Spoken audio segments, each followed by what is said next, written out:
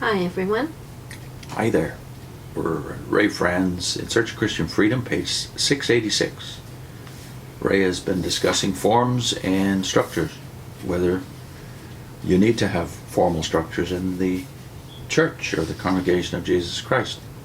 He goes on, another factor worth keeping in mind if we are to develop an accurate viewpoint in this area is that often the original language words allow for a fairly wide variety of meanings. Some translators choose those meanings that lend support to the concept of a structured arrangement and of considerable official authority. As one example, the New American Bible at Romans 12 verse 8 employs the expression, "He who rules should exercise his authority with care." Here the phrase he who rules translates the Greek ho prostomenos, literally the one standing before.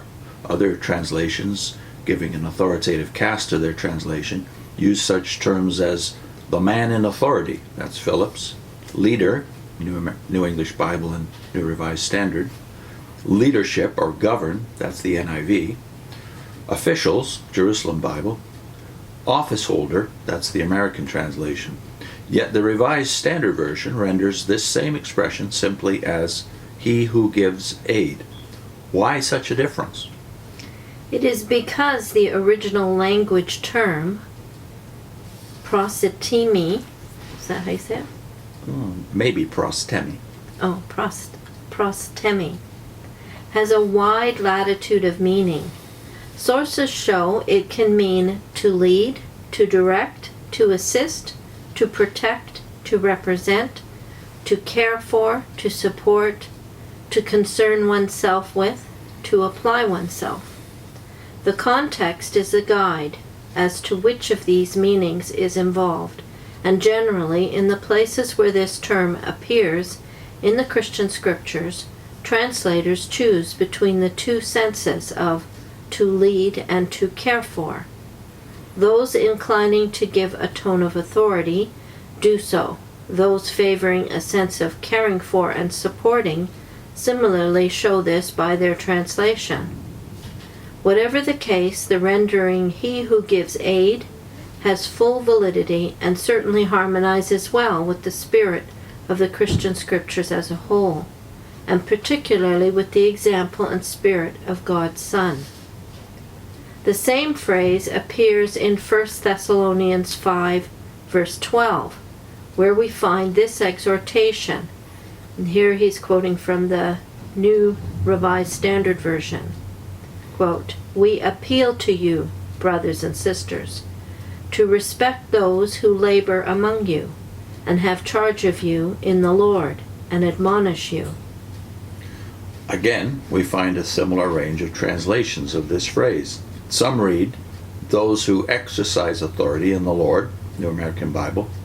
"Those over you in the Lord," that's Revised Standard. "Those above you in the Lord." Others translations, however, read, "Those who lead you in the service of the Lord," that's the American translation. "And those whom the Lord has chosen to guide you," that's the Good News Bible. Here again in this verse, as at 1 Corinthians 12 verse 28, nouns are not used, but three participial verb forms, working, caring for, or leading, and teaching or admonishing. Showing the difference this produces, Robert Banks comments, "Together, these three words simply indicate the effort expended by such people in carrying out their tasks, the supportive character of their work, and the note of exhortation and warning appropriate to it. What is in view here is not official positions within the community, but special functions." And I think you said that you thought Ray has an axe to grind here. Yeah, it seems to me that either way does not indicate that somebody is trying to be the boss. I think, if somebody is the elder, say in the Old Testament, if somebody was an elder, it simply meant they had authority because they were an elder, because they were an older man, because they had respect from the community, and they were recognized. It doesn't always have to be negative. Leadership is not negative. We need good leaders. As Ray caught too much of the democratic spirit, because we ran into that in the churches we were part of. That is, we were longtime members of two churches, and in both of them we saw the same problem, that the trained, that is the minister who has met the qualifications for leadership, was continually stymied by an uneducated board or board of elders, who often, because it was a democracy and every vote counted equally, basically paralyzed forward movement of the church. Yeah.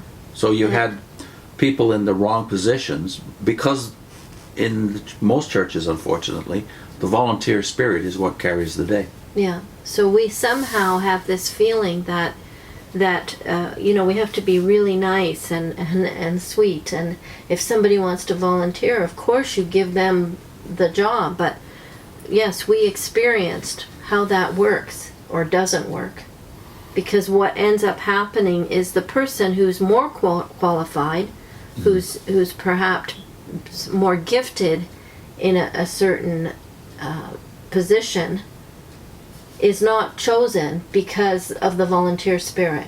Well, we have to let this person have an opportunity.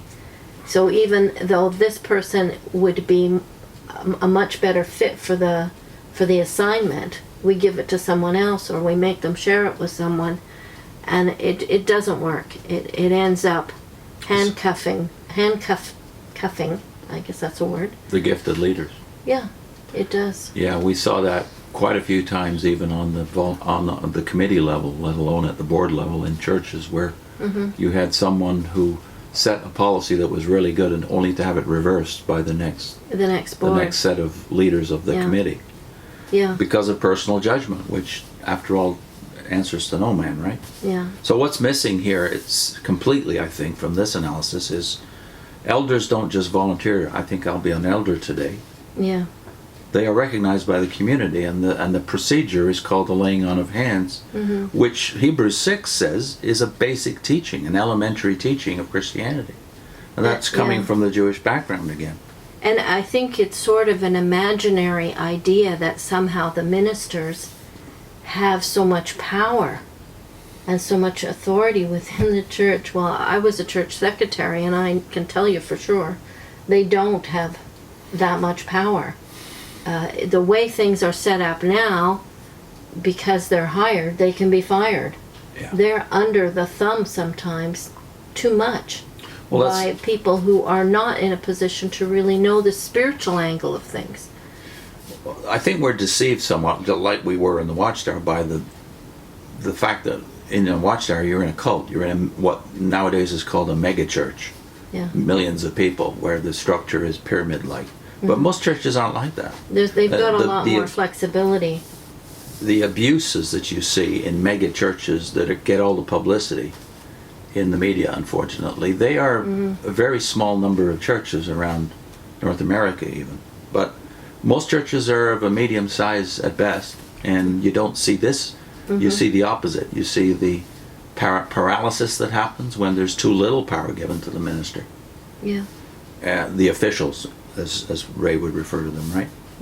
We wanted to link to a video that we shot a couple of years ago on the difference between our organism and organization, and how you can, if you read the Old Testament with eyes open, you can see that from the beginning God has used organism, i.e. he starts with one man and then works through a family, which becomes a tribe, which becomes a nation.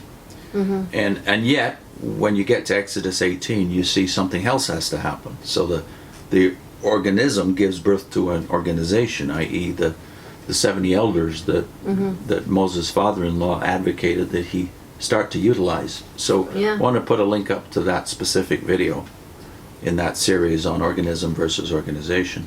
Next time, Ray is talking about restricted views caused by preconceptions.